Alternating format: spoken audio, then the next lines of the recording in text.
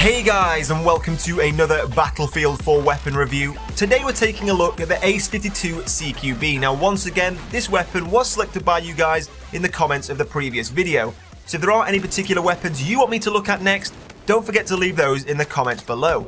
Now last week there were lots of different weapons you guys suggested I take a look at, and this was one of them, the ACE-52 CQB. Now this weapon is an absolute monster. Now I must admit, on first expectations, I didn't expect this weapon to perform so well, but as soon as I got my hands on it, I realised in the right situation, this weapon can be a game changer. So how do you get your hands on the ACE-52? Well, of course, this is a carbine rifle, so by gaining 37,000 points with the carbine score, you can unlock this weapon. So if you want to get your hands on this, equip another carbine rifle and really grind out those games, and pretty quickly you will get your hands on this gun. Now this weapon isn't to be confused with the other ACE weapons in the game. Of course we have the ACE-23, an assault rifle, but we also interestingly have the ACE-21 CQB, another carbine rifle. So there are actually two types of ACE CQB weapon available in the game. Now to unlock the second ACE carbine, you have to gain 71,000 points with the carbine score, so this weapon you do unlock much further on down the line. Unfortunately, I don't yet have that gun to do a good comparison, but once I get it, I will put these two weapons side by side. Now let's start off by taking a look at some facts and figures. Now this is an Israeli-made carbine that chambers in 7.62, so it does take a very large magazine, but it does only hold 25 rounds, 25 in the mag and 1 in the chamber. So this is one of the biggest disadvantages of this weapon. In comparison to some other carbines in the game that have 30 round magazines, this 25 round mag can be seen as a disadvantage.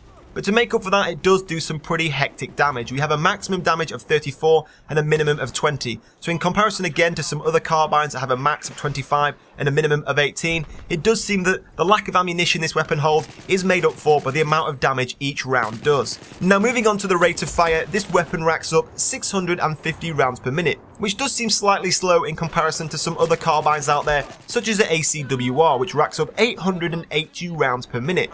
Now, whether or not that rate of fire difference is an advantage or a disadvantage is entirely up to you. Personally, I do prefer weapons with a slower rate of fire, especially a weapon like this that really holds its own at close range anyway due to its amount of damage. 34% damage maximum means at close range, even with a slow rate of fire, you can easily take those guys out. But it also means at long range with a slow rate of fire, you can control your recoil and keep your aim on target. Now one of the negative points about the ACE-52 is its reload time. In comparison to some other carbines out there, it's an entire second slower at reloading when the chamber is empty. Now that 1 second can mean the difference between life and death in close range engagements. Now putting the facts and figures to one side, what was my own personal impression? Well, I must admit, when it comes to carbines, I was very hard to impress. I was really enjoying the SG-553. That weapon has really been souped up since Battlefield 3, and I was very close to thinking it was one of the best carbines in the game. But then I unlocked this weapon and I started to give it a chance, and this has really taken the lead for me as my personal favourite carbine. Now I've also been testing out the AKU-12, another carbine rifle that I do have a video on for you guys very soon, and at first I found it quite hard to distinguish between this weapon and that. But the more and more I use this weapon, the more and more this weapon starts to show its positives. And overall, I must admit, it's very close between the two, but this weapon does just pip it. So which type of attachments do I recommend for this weapon? Well, of course, being a carbine, being a CQB or close quarters battle rifle, this weapon is more for close quarters run and gun situations. Now throughout this video, the attachments I've been using, for optics I've got the Coyote Red Dot sight. This is a great sight for close quarters combat. There's hardly any magnification, so when you zoom in you don't lose your line of sight, you don't lose your focus. It's got a very slim bezel so you don't lose your peripheral vision when you're aiming down sight. And of course, the very small red dot makes your shots very, very accurate. Now for this weapon in these type of situations, I found the Ergo Grip is a great attachment to use. It does actually say in its description it's a run and gun type of grip. Now in other weapons I have been using the angled foregrip, but for these kind of fast-paced, close-range engagements, you don't need that first shot accuracy that the angle grip does supply. Now, of course, in Battlefield 3, suppressors did reduce the damage of the weapon, but in Battlefield 4, that has been changed.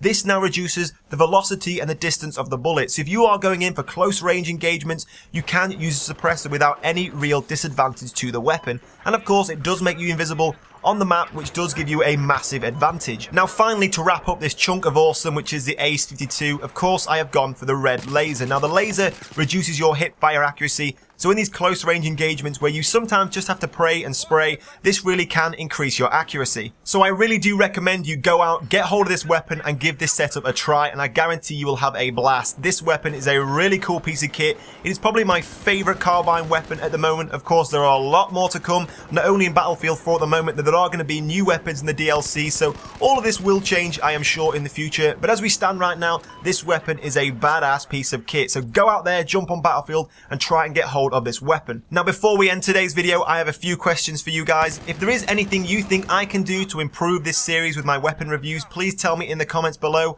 I tried to get a nice mix between facts and figures and personal opinion. I don't want to bore you too much with just lots and lots of numbers, so if there is anything I can do to improve this series, please tell me below. But if you did enjoy this episode, please hit me up a like, it does help me out a lot.